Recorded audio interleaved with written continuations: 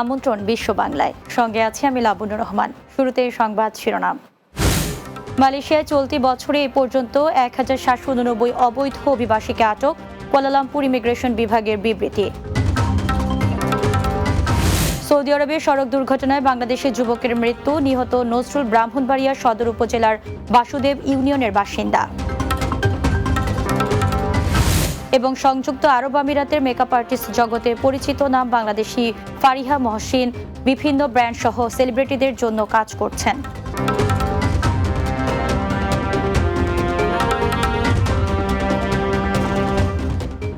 শুনছিলেন শিরোনাম, এবারে বিস্তারিত।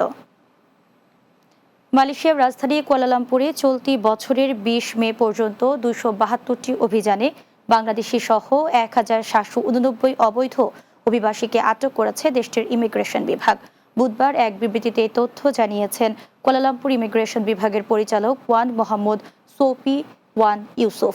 এতে বলা হয়, চলমান অভিযানে 3587 ব্যক্তিকে যাচাই বাছাই করার পর 1789 জনকে বিভিন্ন অভিবাসন অপরাধের জন্য আটক করা হয়।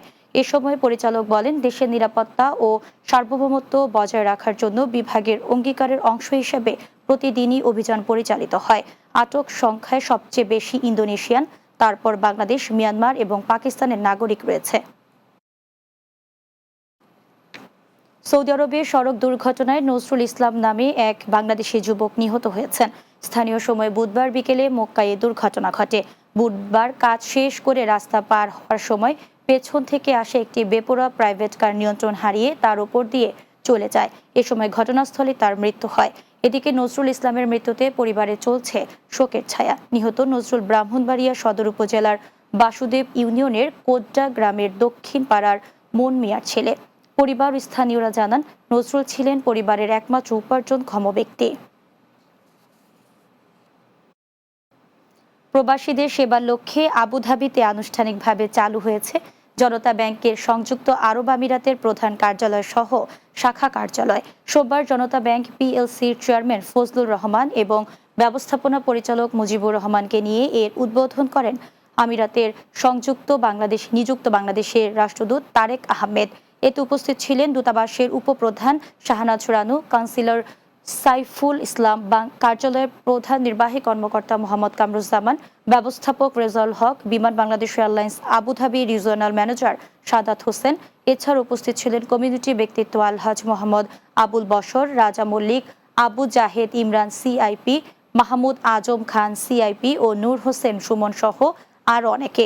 এ সময় গ্রাহকদের সকল অভিযোগ আমলে নিয়ে দ্রুত সময়ের মধ্যে তা সমাধানের আশ্বাস দেন ব্যাংকটির কর্মকর্তারা।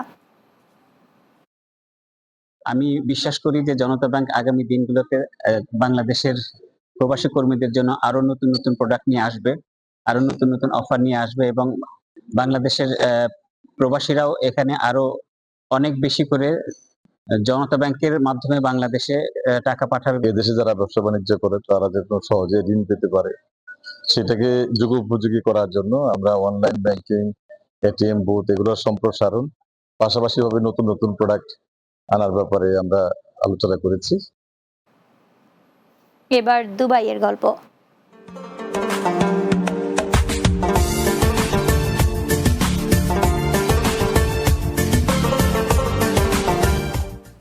সংযুক্ত আরব আমিরাতের সৌন্দর্য সাজ মেকআপ জগতের পরিচিত নাম ফারিহা মহসিন।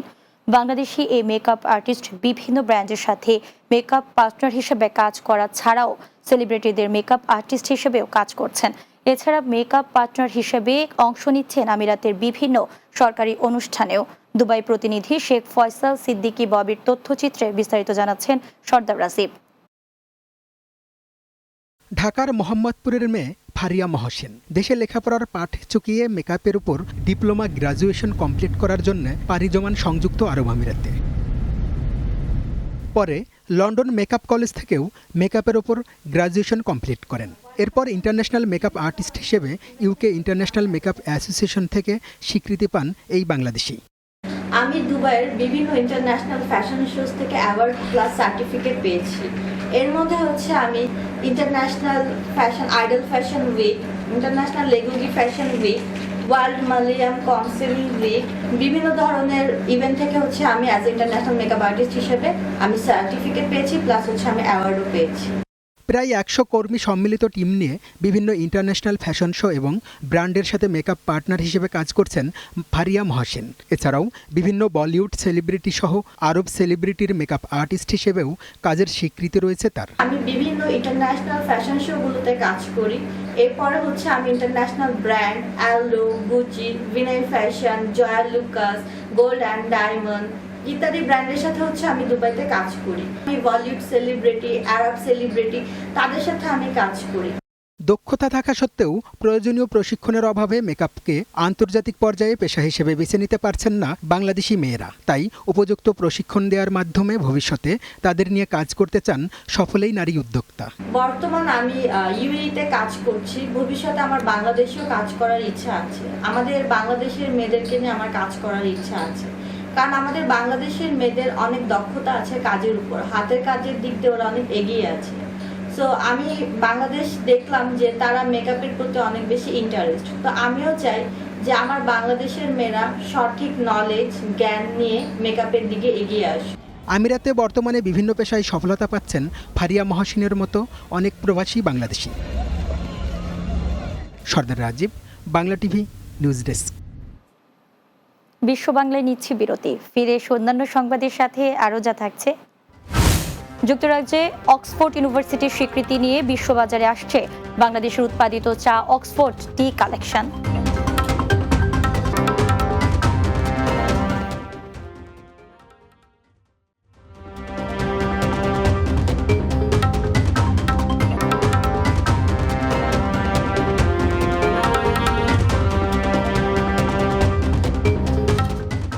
বিরতির পর বিশ্ব বাংলায় স্বাগত আরও একবার। যুক্তরাজ্যের অক্সফোর্ড ইউনিভার্সিটির স্বীকৃতি নিয়ে বিশ্ববাজারে আসছে বাংলাদেশের উৎপাদিত চা অক্সফোর্ড টি কালেকশন।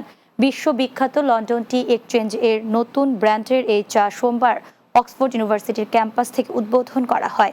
অক্সফোর্ড টি কালেকশনের চা উৎপাদনের সাথে জড়িত শ্রমিকদের অধিকার নিশ্চিতের প্রতিশ্রুতি থাকায় এই স্বীকৃতি জানায় অক্সফোর্ড ইউনিভার্সিটি।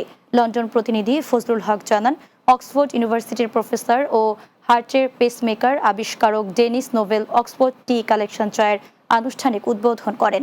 এ সময় লন্ডন টি এক্সচেঞ্জের গ্রুপ চেয়ারম্যান ও অক্সফোর্ড টি কালেকশনের উদ্যোক্তা শেখ আলিউর রহমান বলেন, চা শিল্প এবং শ্রমিকদের অধিকার প্রতিষ্ঠায় জাতিসংঘ স্বীকৃত গ্লোবাল ফেয়ার পে চার্টারের অধীনে সিলেটের শ্রীমঙ্গলে একটি চা বাগানকে এ চায়ের মডেল বাগান হিসেবে বেছে নেওয়া হয়েছে। অনুষ্ঠানে উপস্থিত ছিলেন অক্সফোর্ডের লর্ড মেয়র লুইস আপটন, বাংলাদেশের মডেল টি গার্ডেনের উদ্যোক্তা ও ব্যবসায়ী ফয়সাল আহমেদ চৌধুরী এবং যুক্তরাজ্যে বাংলাদেশ হাইকমিশনের কমার্শিয়াল কাউন্সিলর তানভীর মোহাম্মদ আজিজ সহ ব্রিটিশ বাংলাদেশ কমিউনিটির নেতারা। And the beginning of something both has a tremendous cause to support, that's already been referred to, and I don't need to make any more speeches on that, but also to produce lovely things. The idea behind the brand is to actually create something that educates the world about the needs of people in the farming community. If there's a charitable event going on, Aziz will come and support that through giving food and so on.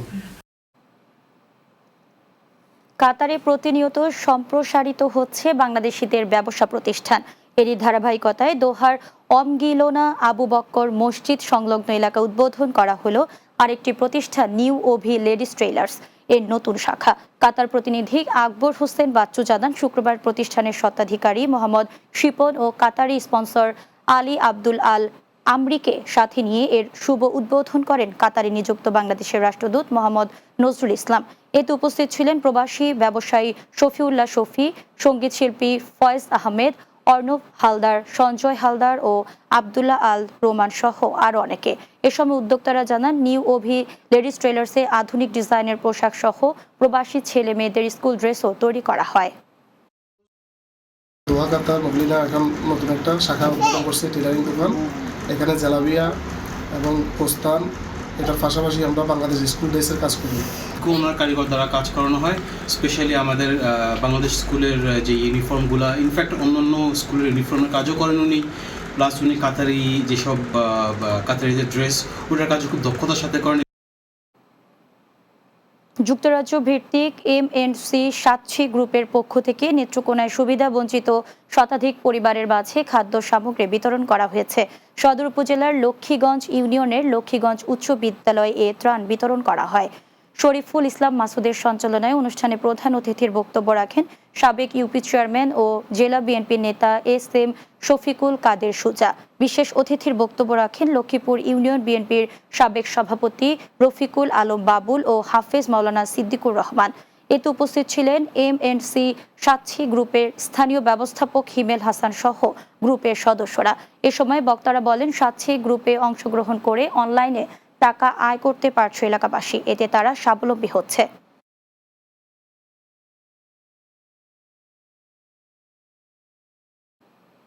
শেষ করছি বিশ্ব বাংলা। যাওয়ার আগে সংবাদ শিরোনামগুলো জানিয়ে দিচ্ছি আরো একবার। মালয়েশিয়া চলতি বছরে এ পর্যন্ত 1789 অবৈধ অভিবাসীকে আটক, কুয়ালালামপুর ইমিগ্রেশন বিভাগের বিবৃতি।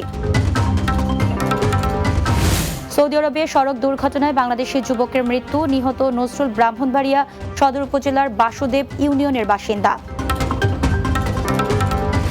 সংযুক্ত আরব আমিরাতের মেকআপ আর্টিস্ট জগতে পরিচিত নাম বাংলাদেশি ফারিয়া মহসিন বিভিন্ন ব্র্যান্ড সহ সেলিব্রিটিদের জন্য কাজ করছেন। এবং যুক্তরাজ্যে অক্সফোর্ড ইউনিভার্সিটির স্বীকৃতি নিয়ে বিশ্ববাজারে আসছে বাংলাদেশের উৎপাদিত চা অক্সফোর্ড টি কালেকশন।